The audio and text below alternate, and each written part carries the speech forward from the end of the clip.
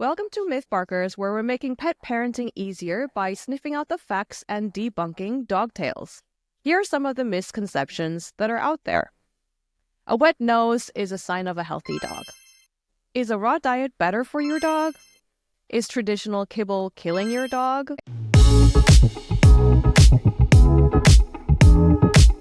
Hello. Our very first intro episode, Laura. After so 6 excited. months. After 6 months of grueling work, we're here. Finally doing it. This is so exciting. All right, well, let's get into it. So we should probably introduce ourselves, right? That sounds like a great idea. Yena, do you want to go first? Yeah. Hello, everyone. My name is Yena Kim. I have a background in fashion. Actually, used to design for Ralph Lauren. I actually quit my job because of my love for my dog Bodhi, who was a Shiba Inu. I couldn't bear to leave him at home, so I created an entire career around Bodhi and created an account called Menswear Dog, where I showcase fashionable dogs wearing impeccable menswear. This was about 10 years ago, and I've built a brand and have really enjoyed pouring all of myself into the world of dogs. I now have a rescue dog named Luke, who is 5 years old. Hi, I'm Laura Petrucelli. My background's actually in sports entertainment. I was at WWE for a long time, where I had the pleasure of building talent, corporate executive brands with some of the biggest stars like John Cena, Stephanie McMahon, The Rock, Ronda Rousey, etc. It was amazing, and it was just a crash course in storytelling and using your platform for good, which brings me to why we're here. I've spent the last 2 years after leaving corporate in the rescue dog space. I rescued my first dog about 10 years ago with my now husband. We actually have 3 rescues. I also foster and work very closely with 3 different local rescues in Connecticut and New York by me, helping dogs find their forever homes. So Laura, we met, I think last year it was, and I remember when we met, it wasn't about anything dog related, but we really bonded over our love for dogs and rescues. And I was so impressed, Laura, personally, about how many dogs you fostered and how many wonderful dogs have been able to find like final forever homes because of you. And so we were talking about how we can further this effort of helping dogs and making life for pet parents easier. Yeah, but so I think, we were thinking about, I think you were the one who said, what if we did a podcast? And I thought that was just a crazy and exciting and terrifying idea, but also like, wait, there could be something to this. I think everything happens for a reason. And so I know we spent a lot of time thinking, okay, well, what would we do and what would make it different, and why us, given, we're not necessarily professionals, but we know a lot. We're experienced dog parents, and we both have just a curiosity to learn more. And I think if I've learned nothing else, the more time I spend with dogs, the more I realize there's so much more to learn. Absolutely. Even when we were doing our research, we just kept on coming up with more and more questions. And, I've been a dog parent for over 10 years, and I thought I knew, but then the more I research, the more I understand. Actually, I considered the wrong myths and assumed them to be true. I think it's really important to have a podcast around this topic, because podcasts are very accessible to everyone. You can listen to it while you're on commute. You can listen to it while you're doing chores in the house or walking your dog. I wanted to do this because there were so many things that I wished that I knew when I first adopted Luke or when I first got Bodhi. And I wanted to share our learnings with other pet parents, as well as invite other experts in various different fields to speak directly to the questions that we have. And I think we should just go out there and say this right now. We are not experts. We're not claiming to be experts. We do not know it all. We just want to learn. And I think we want to share our learnings with other dog parents, help, better the lives of dogs out there as much as we can. I think we're both very fortunate to have such an incredible network of people in the dog space and experts that we can tap into. So our hope here is that we can leverage all those experts, come together and help make dog parenting easier. With MythBarkers, I think we really want it to be meaningful. So I know we're looking to build kind of a safe and trustworthy community for dog parents. We also want to empower dog parents to give their dogs the best lives possible and make it easier in the process. And I think last but probably most important is we want to bring together like-minded people to have a positive impact in the community.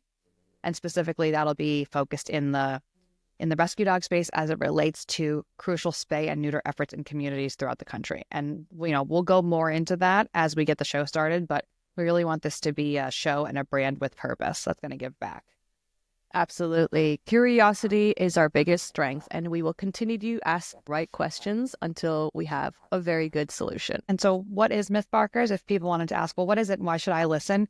We are going to get to the bottom of dog myths, popular misconceptions, and burning questions that other pet parents have to try to help make their pet parenting easier. And so we've decided to structure the show around 4 key pillars that we think will be the most meaningful and relevant to not only ourselves, but pet parents out there. So those pillars are health and wellness, training and behaviors, adoption and rescue, and working pets and influencers. And I'm really excited about some of the guests that we're going to have, as well as some of the topics and the myths that we're going to, debunk. Here are some of the misconceptions that are out there. A wet nose is a sign of a healthy dog. Is a raw diet better for your dog? Is traditional kibble killing your dog? A wagging tail is a sign of a happy dog. You can't teach an old dog new tricks. Are rescue dogs innately damaged? Are dogs more challenging to adopt than puppies? Are pet influencers exploiting their dogs? Those are just a few. The list goes endless.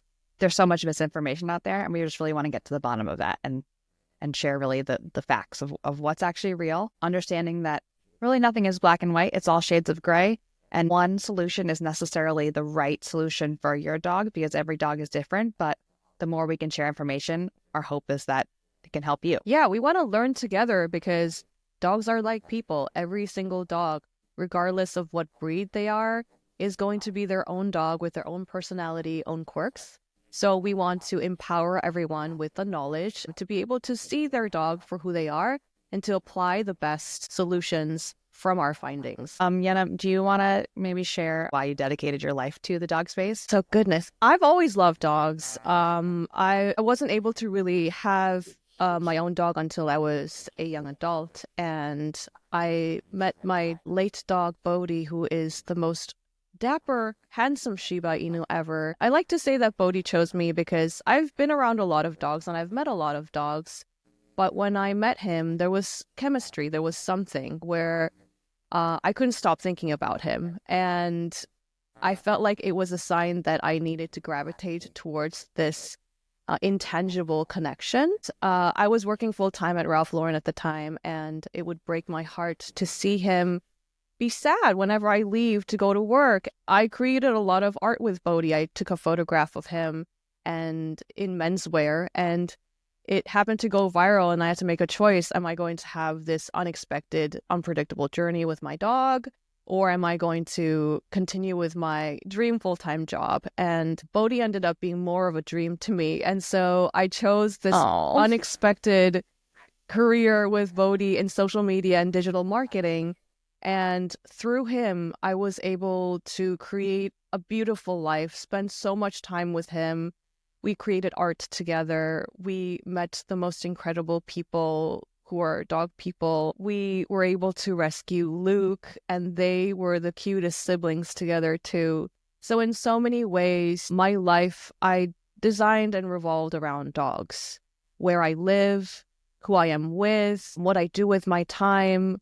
All of this is dedicated to dogs, ultimately because they give me so much. I feel like all of this time and dedication that I give to dogs, I always get back much, much more.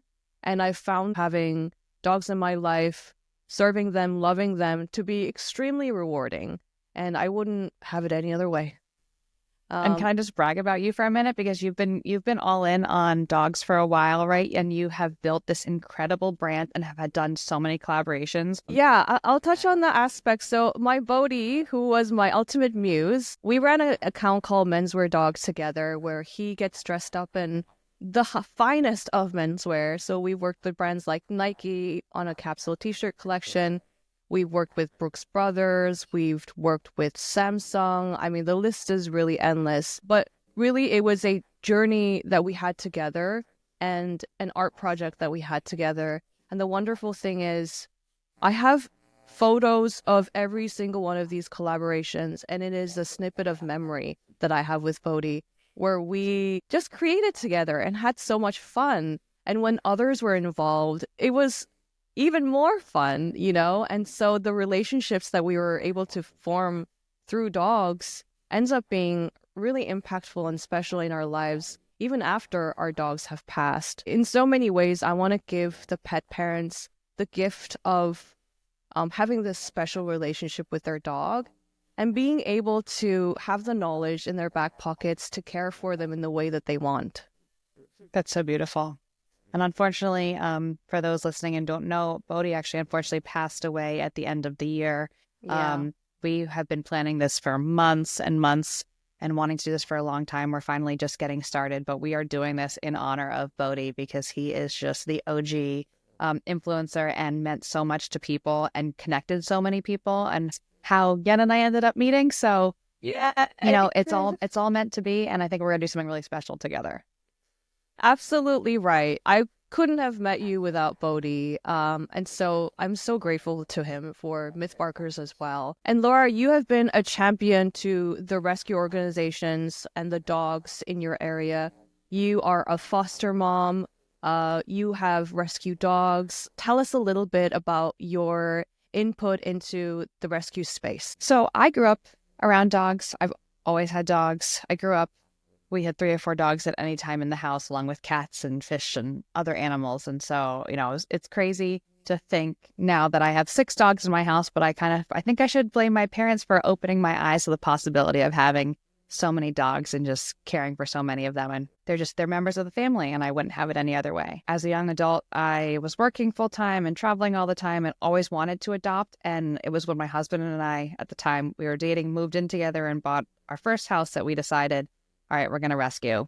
And when I commit to something, I really commit to it. And Rollins was our first dog. About 10 years ago, we rescued him. He changed our lives completely. He saved my life. And loved him so much that immediately, you know, after we got him, we thought, oh, could we get a second?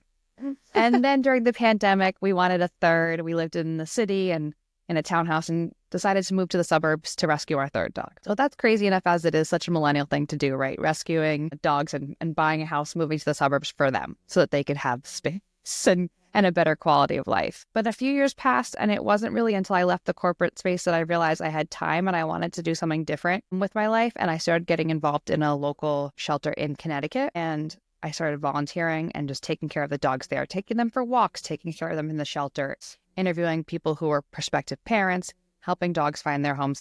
And I loved it so much. I wanted to do more. And I decided to try fostering on a whim. It's something I always wanted to do, but it's one of those things that you're not really sure about, you know, if you can do it. It's kind of like when you're not sure if you're ready to adopt your first dog. You're like, you know, you want the dog, but you have so many questions. There's so many unknowns. Is it the right time? Does it make sense? All these things. Fostering, are you going to get attached? There's so many questions. But kind of decided I was going to foster a dog. It was going to be short term. And turns out my family fell in love with him and they immediately adopted him.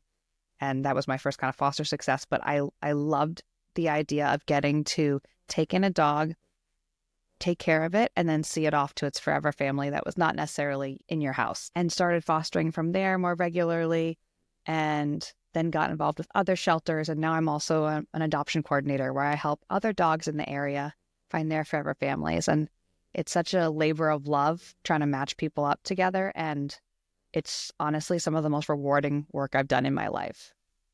So one day we're going to turn the camera and show the picture frame that Laura has at her desk of all of the cute fosters that found forever homes. I have a rescue dog myself, Luke, and I'm always grateful to his foster parents because they sent pictures of how he was when he was getting rehabilitated.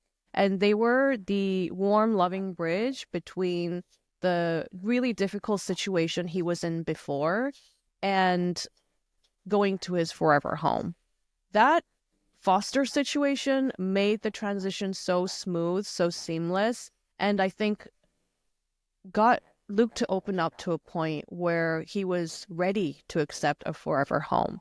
So it's a lot of work, but I'm so grateful for foster parents because you do so much to help the dog transition well into their forever home. And that's such important work. Yes, it is hard for them to leave because you get attached to all of them and you love all of them, but it's so rewarding when you get to see them thriving in their forever homes with their family, just happy and safe and loved, and you just know you got to be a small part of their life. So if I could add maybe another thing that we want to do with the show selfishly, is I want to advocate for the rescue dog space, fostering, volunteering, anything that you can do, because there's just so many dogs that need help. The country's in a crisis right now. There is an overwhelming amount of dogs that are homeless, that are fighting for their lives, trying to survive on the street. The shelter system is unfortunately broken. It is overwhelmed and under-resourced. There are not enough homes. There are not enough adopters that are taking dogs from the shelters and giving them homes. Shelters are backed up. Dogs are unfortunately still on the street, sick, dying. All of this. Euthanasia is a problem, even though there has been an effort, considerable effort in the last 10 years to try to lower that rate. Dogs are still dying unnecessarily. And I think we really decided when we wanted to focus on what is this show going to be, what is our purpose going to be, we want to help support spay and neuter initiatives, because if we can get to the bottom, or like the root of the problem, it's overpopulation. Every single day, litters are being born that are unplanned. Yeah. And I think if we can try to get ahead of that and try to help limit that, I think it's going to have a substantial impact throughout the rest of the system. There's a stat out there that I think a lot of people don't know, and this kind of reinforces, I think, the importance of why spay and neuter is so crucial. In the course of 6 years, one unaltered male and female and their offspring can lead to the creation of 67,000 dogs. That's crazy. There are not enough resources that could help home and take care of and medical care and all of that for 67,000 dogs. If we could just fix the 2 dogs to begin with, we could avoid so much of this. And we're talking about one pair.